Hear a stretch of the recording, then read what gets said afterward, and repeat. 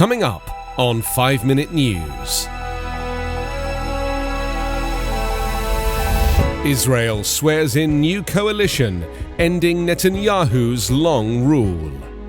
G7 leaders agree on vaccines, China, and taxing corporations.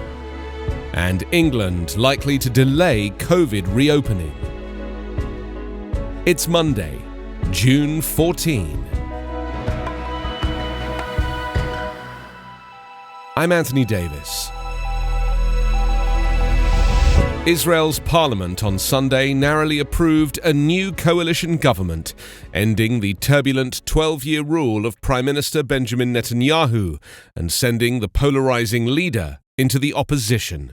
Naftali Bennett, a former ally of Netanyahu turned rival, became Prime Minister after the 60-59 vote, promising to try to heal a divided nation. Bennett will preside over a diverse and fragile coalition comprised of 8 parties with deep ideological differences. But the 71-year-old Netanyahu made clear he has no intention of exiting the political stage. If it is destined for us to be in the opposition, we will do it with our backs straight until we topple this dangerous government and return to lead the country, he said. The vote, capping a stormy parliamentary session, ended a 2-year cycle of political paralysis in which the country held 4 deadlocked elections. Those votes focused largely on Netanyahu's divisive rule and his fitness to remain in office while on trial for corruption charges.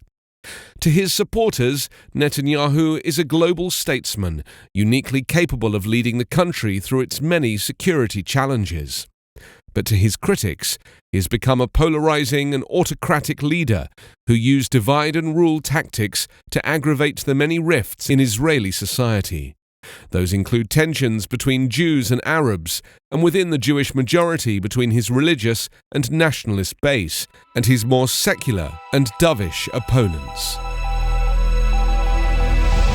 Leaders of the group of 7 wealthy nations staked their claim on Sunday to leading the world out of the coronavirus pandemic and crisis, pledging more than 1 billion coronavirus vaccine doses to poorer nations, vowing to help developing countries grow while fighting climate change, and backing a minimum tax on multinational firms. At the group's first face-to-face meeting in 2 years, the leaders dangled promises of support for global health, green energy, infrastructure, and education, all to demonstrate that international cooperation is back after the upheavals caused by the pandemic and the unpredictability of former US President Trump. During their 3-day summit in southwest England, the G7 leaders wanted to convey that the club of wealthy democracies, Canada, France, Germany, Italy, Japan, the United Kingdom, and the United States, is a better friend to poorer nations than authoritarian rivals such as China. Despite Boris Johnson's call to vaccinate the world by the end of 2022, the promise of 1 billion doses for vaccine-hungry countries, coming both directly and through donations to the international COVAX program, falls far short of the 11 billion doses the WHO said is needed to vaccinate at least 70% of the world's population and truly end the pandemic. Former British Prime Minister Gordon Brown said the lack of a more ambitious vaccination plan was an unforgivable moral failure. UK ministers have been told that a 4-week delay to easing all COVID restrictions would probably prevent thousands of hospitalisations, as Boris Johnson prepares to tell the British public that they will have to wait up to another month for Freedom Day. The government roadmap out of lockdown earmarks June 21st for the last remaining coronavirus restrictions to be lifted in England. But the Prime Minister is expected to announce today that the timetable will be pushed back by 2 to 4 weeks, amid a rapid rise in cases of the Delta variant first detected in India. Boris Johnson, at every juncture, has given the false impression of getting coronavirus under control, giving the country hope, but then falling victim to the science and having to U-turn public health policy. The Delta variant is rising across the UK, where it now makes up more than 90% of new coronavirus infections. Public health officials are concerned about the variant because it partially evades vaccines, is at least 40% more transmissible than the Alpha variant and appears to double the risk of hospitalization.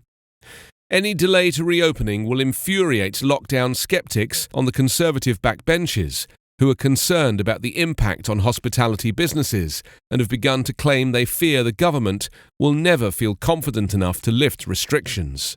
The latest modelling of the Delta variant shared with ministers suggests that even with the rapid rollout of vaccines, the UK will face a third wave of infections, mostly among younger people who've yet to receive their immunisations. You can subscribe to 5 Minute News on YouTube with your preferred podcast app. Ask your smart speaker or enable 5 Minute News as your Amazon Alexa flash briefing skill.